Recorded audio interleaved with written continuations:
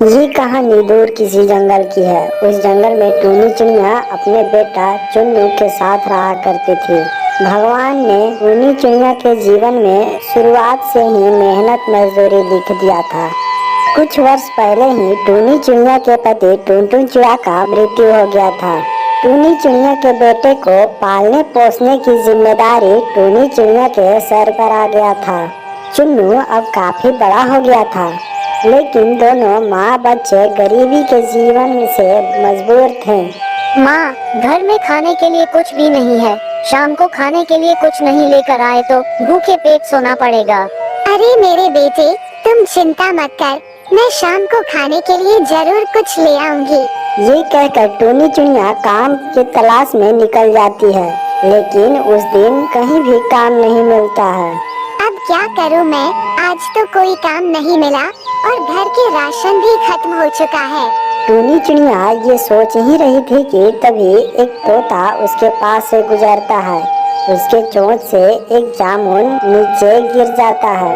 टूनी चिड़िया ने जमीन पर गिरे जामुन को उठा लेती है और सोचने लगती है, जरूर पास के जंगल में कोई जामुन का पेड़ है और ये तोता उसी पेड़ से जामुन लेकर आ रहा है। अगर मुझे भी थोड़ी जामुन मिल जाए तो काम बन सकता है। ये सोचकर टूनी चिड़िया उस जंगल की तरफ जाने लगती है और जैसे ही वो जंगल में पहुंचती है, वो सच में हैरान रह जाती है। वहाँ जामुन के बहुत सारे पेड़ थे, लेकिन उनमें से एक पेड़ मोटे मोटे पके जामुन से लदा हुआ था। अरे वाह, पेड़ तो पूरी तरह जामुन से लदा हुआ है। अगर मैं कुछ जामुन तोड़कर जंगल के बाजार में बेच दूं, तो मुझे घर के राशन खरीदने के लिए पैसा तो मिल ही सकता है। यही सोचकर टूनी चिड़िया उस जामुन के पेड़ पर उड़कर जाती है और उसके टहनियों को हिलाने लगती है। टहनियाँ हिलाने पर बहुत सारे जामुन जमीन पर आ गिरता है। फिर टूनी चिड़िया ने सारे जामुन को एक टोकरी में बांध लेती है। फिर वो जाने लगती है तो उसने पेड़ से कही, अरे जामुन के पेड़ भाई, तुम्हारा बहुत बहुत धन्यवाद। तुम्हारा ये जामुन बेचकर आज हम गरीब माँ बेटे को खाना मिल जाएगा।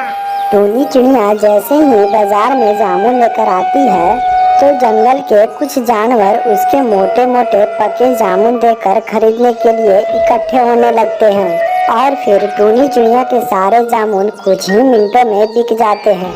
जामुन बेचकर उसे अच्छे पैसे मिल जाता है और फिर वो किराने के दुकान पर जाकर राशन खरीदती है। फिर टूनी चिड़िया सारा राशन लेकर घर जाने लगती है कि तभी उसे रास्ते में समोसे का दुकान दिखाई पड़ता है। वो वहीं रुक जाती है। क्यों न चुन्नू के लिए थोड़ा समोसा ले चलूं? चुन्नू बेटा कई महीनों से कहता आ रहा है कि माँ समोसा ले आओगी क्या? खाने का बहुत मन कर रहा है। यही सोचकर टूनी चिड़िया घर जाते जाते चुन्नू के लिए समोसा खरीद कर ले जाती है। उसे घर पहुंचने में देर हो जाता है तो चुन्नू अपनी माँ से नाराज होकर कहता है, घर आने में इतना देर क्यों कर दी माँ? मैं कब से आपका इंतजार कर रहा था और खाने के लिए कुछ लाई क्या? बोलो ना माँ।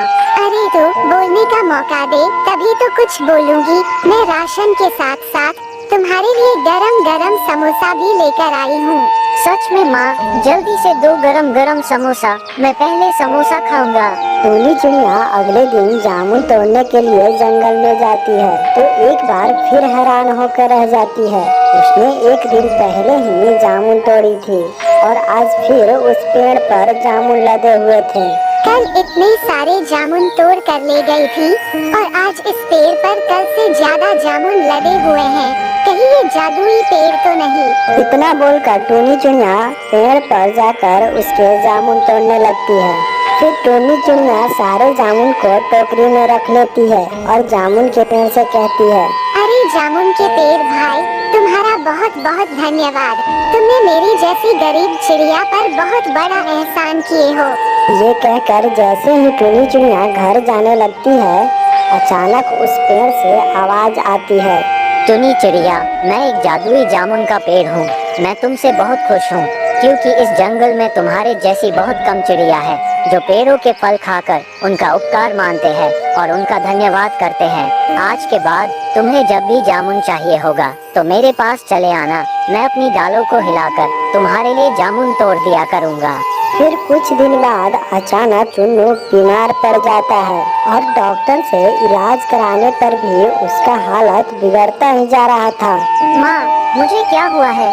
मैं मर तो नहीं जाऊंगा ना माँ? अरे तुम ऐसे मत बोलो मेरे बच्चे, तुझे कुछ नहीं होगा। देखना तुम जल्दी ही ठीक हो जाओगे। ये कहकर टूनी चिड़िया रोने लगती है और फिर जामुन के पेड़ से जामुन लेने जाती है। तो जामुन का पेड़ उसे देखते ही अपनी टहनी को हिलाकर जामुन गिराने लगता है। लेकिन उस दिन टूनी चिड़िया का मन खुश नहीं था और इसीलिए वो उदास मन से जामुन उठा रही होती है। उसकी ऐसी हालत देखकर जामुन का पेड़ कहता है, अरे टुनी चिड़िया, क्या बात है? आज तुम पहले की तरह खुश नहीं दिखाई दे रही हो। जादुई जामुन के पेड़ के ये बात सुनकर टूनी चिड़िया रोने लगती है और उसे चुन्नू के बीमारी के बारे में बताती है।